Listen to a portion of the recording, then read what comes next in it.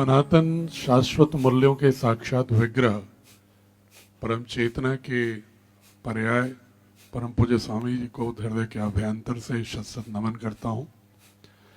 Doctor Mahendra Singh ji का अभिनंदन करता हूँ और जो हमारे ऋषि ऋषिकाओं की श्रेणी में यहाँ पर उपस्थित हैं हमारे युवा भाई बहन,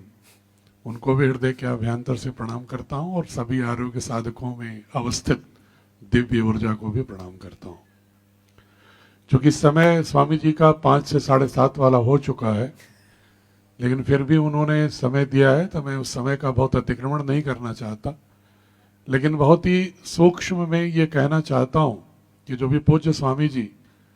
शाश्वत सनातन धर्म की पुनर्स्थापना, संवर्धन, पुनर्जागरण का उद्घोष करते हैं, उसी का साधन भारतीय शिक्षा बोर्ड है। स्वामी जी आर्थिक और सामाजिक क्षेत्र में स्वतंत्रता के लिए बहुत ही वर्षों से अनवरत अनथक प्रयास कर रहे हैं। चिकित्सा के क्षेत्र में आत्मनिर्भर भारत के निर्माण के लिए योग आयुर्वेद के माध्यम से जन जन को जागृत कर रहे हैं, लेकिन सबके मूल में होता है विचार, और यदि वैचारिक व्यक्तित्व का गठन ठीक से नहीं होगा तो हम आत्मनिर्भर राष्ट्र को नहीं बना सकते। भारतीय शिक्षा बोर्ड के माध्यम से स्वामी जी का जो महनीय संकल्प है वो यही है कि बच्चों का व्यक्तित्व भारत बोध के साथ गढ़ा जाए।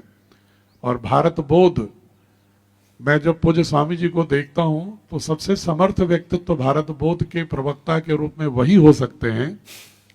क्योंकि चाहे अब वैदिक मूल्यों में अभ्युदय निश्रेयस के समन्वय के संश्लेषण की बात देखें,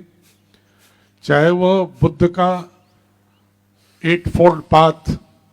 अष्टमार्ग देखें, चाहे जैन का पंच महाव्रत देखें, चाहे सिखिज्म का दर्शन देखें, चाहे उपनिषदों के एकात्म भाव अद्वैत का दर्शन वेदांत का देखें। मैं जब पूज्य स्वामी जी के व्यक्तित्व को बहुत ही प्रेक्षण और विश्लेषण करता हूं तो मुझे लगता है कि सबसे सार्थक प्रतिनिधि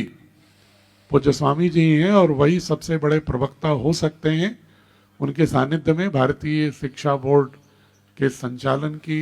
उसमें विस्तार से कभी फिर बात करेंगे, क्योंकि मैंने पहले भी कहा कि समय का अतिक्रमण नहीं करना है। लेकिन इतिहास, गणित, विज्ञान, भाषा और कला कौशल सभी संदर्भों में आधुनिक के साथ साथ हमारी जो प्राचीन भारतीय संस्कृति के मूल अवयव घटक हैं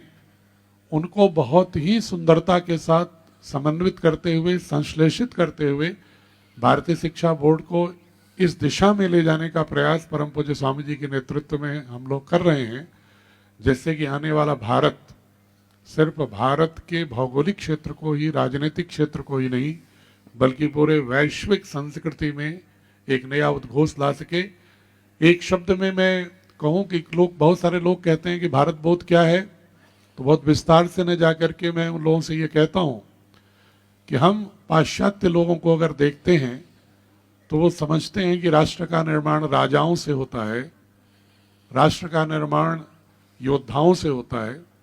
हमारी भारतीय संस्कृति शौर्य और धैर्य दोनों के समन्वय की बात करते हुए भारत ही ऐसा देश है जिसके महाभारत जैसे युद्ध से गीता के उपदेश का उद्घोष होता है, आविर्भाव होता है। राम और रावण के युद्ध से वाल्मीकि रामायण के संदेशों से हम आप्लावित होते हैं। उसी तरह कलिंग का युद्ध होता है तो बुद्धिज्म के प्रयास का एक नया मार्ग पूरी दुनिया के लिए प्रशस्त होता है। तो हम युद्ध में भी बुद्ध को तलाशते हैं, हम शौर्य में भी धैर्य को तलाशते हैं। हमारे यहाँ अगर सबसे उत्कृष्टतम राजा की अगर बात की जाती है तो वो पाश्चात्य में तो नेपोलियन और सिकंदर को कहते हैं, जो उपनिवेश और दूसरे राष्ट्रों पर कब्जा करने की नीयत से युद्ध करते थे। और हमारे देश में अगर हम उत्कृष्ट राजा की बात करते हैं तो हरिश्चंद्र और भगवान राम की चर्चा होती है। ये भारत बोध है। मैं संक्षेप में इसी बात को पुनः आपसे आह्वान करता हूं कि जितने भी लोग हैं भारतीय शिक्षा बोर्ड से जुड़ें, किसी रूप में जुड़ें, ताकि भारत के निर्माण में आप भी शिल्प में योगदान कर सकें। परम पूज्य स्वामी जी को पुनः चरणों में शत शत नमन करते हुए राष्ट्र को आंतरिक और बाह्य वैभवशाली बनाने के लिए संकल्पित उनकी जो